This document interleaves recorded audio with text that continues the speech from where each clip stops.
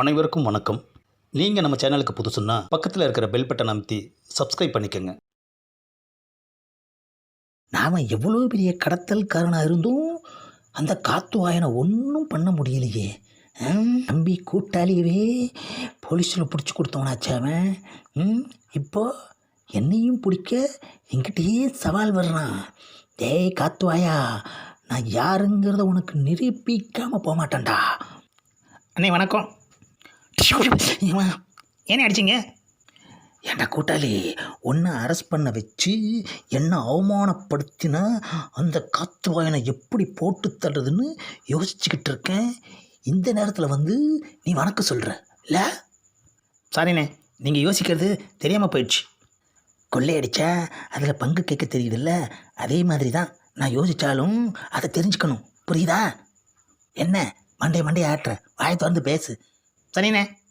ஆமாம், அந்த காத்து வாயனை பற்றி ஏதாவது கிடச்சதா தகவல்? எதுவுமே தெரிஞ்சுக்க முடியலண்ணே. ஜெகச்சால கில்லாடியாக இருக்கானே. ஏனே மறுபடியும் அடிச்சிங்க? அந்த காத்து வாயனை பற்றி தெரிஞ்சிட்டு வாடானா அவனை பற்றி பெருமையாக பேசுகிற? சாரிண்ணே. நான் சொன்ன அந்த 10 நாளைக்குள்ளே அந்த காத்து வாயனை பரலோகத்துக்கு அனுப்பணும். அப்போ தான் நான் யாருன்னு அவனுக்கு தெரியும். செத்ததுக்கப்புறம் எப்படிண்ணே தெரியும்? சாரி, உணர்ச்சி வசப்பட்டுட்டேன். அவன் தேவையில்லாமல் நம்மக்கிட்ட மோதிட்டானே. அவனுக்கு ஒரு முடிவு கட்டியே ஆகணும் கூட்டாளி. கவலைப்படாதீங்கண்ணே, அவனை மூட்டையாகவே கட்டிடலாம். அவனை எனக்கு நல்ல அடையாளம் தெரியும். மாறு விஷயத்தில் போய் போட்டு தள்ளிடலான்னே. நாம் மாறு வேஷத்தில் போகிறது யாருக்குமே தெரியக்கூடாது, புரிஞ்சதா? நம்ம 2 பேருமே மாறு வேஷம் போட போகிறோம். அப்புறம் யாருக்குண்ணே நம்மளை தெரிய போகுது? மறுபடியும் உணர்ச்சி வசப்பட்டுட்டேன். என்ன அது இவ்வளோ நேரமாச்சு, நம்ம வர சொன்ன அசிஸ்டண்ட்டை இன்னும் காணமே. யாரோ கதவை தட்டுறாங்க.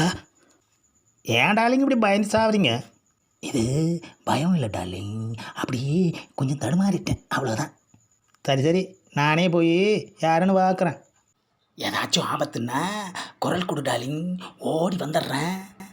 அட என்ன ஒரு டிடெக்டிவ் ஆஃபீஸர், எதுக்கு எடுத்தாலும் பயந்துக்கிட்டு.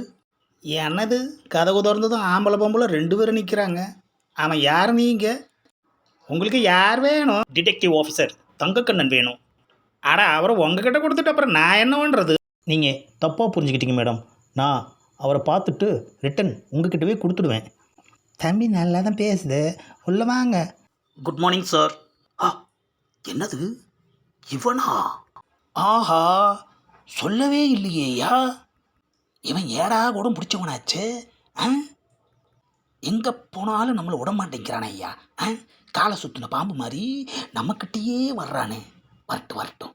ஆமாம், நான் ஒரு ஆள் தானே கேட்டேன், 2 பேர் வந்திருக்கீங்க. நான் வேலைக்கு வந்திருக்கேன் சார். இவ என்னோடய வேலைக்கு ஆப்பு வைக்க கூடவே வந்திருக்கா.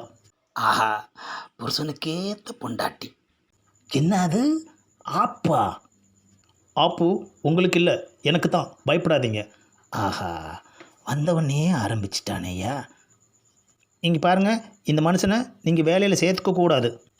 ஏமா, புருஷனை வேலைக்கு சேர்த்துக்கங்கன்னு கெஞ்சிற பொண்டாட்டியை பார்த்துருக்கேன். இப்போ தான் முதல் தடவையாக புருஷனுக்கு வேலையே தராதிங்கன்னு சொல்கிற பொண்டாட்டியை பார்க்குறேன். இந்த வேலையில் நிறைய ஆபத்து இருக்குன்னு சொன்னாங்க. எங்களுக்கு 8 பிள்ளைங்க இருக்குது. என்ன அது, 8 பிள்ளைங்களா? ஏயா, குடும்பம் நடத்துனியா இல்லை வெறும் குழந்தையா பெற்றுக்கிட்டு இருந்தியாயா? குடும்பம் நடத்தி குழந்தை பெற்றேன், போதுமா?